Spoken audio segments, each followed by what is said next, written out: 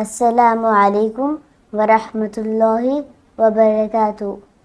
کلمہ کی 3 قسمیں ہیں: اسم، فعل اور حرف۔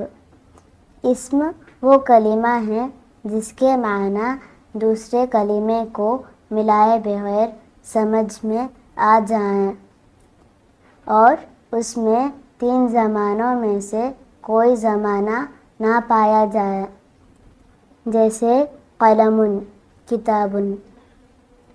فعل وہ کلمہ ہے جس کے معنی دوسرے کلمے کو ملائے بغیر سمجھ میں آ جائیں اور اس میں 3 زمانوں میں سے کوئی زمانہ پایا جائے، جیسے کتب، لکھا اس نے گزشتہ زمانے میں، یکتب، لکھتا ہے وہ فی الحال یا لکھے گا وہ آئندہ زمانے میں۔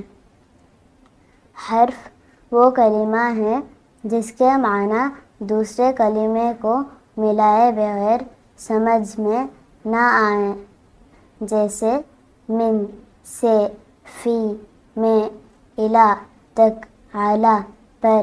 جب تک ان حرفوں کے ساتھ کوئی اسم یا فعل نہ ملایا جائے کوئی فائدہ حاصل نہ ہوگا۔ زمانے 3 ہیں: ماضی، گزرا ہوا، حال، موجود اور مستقبل، آئندہ۔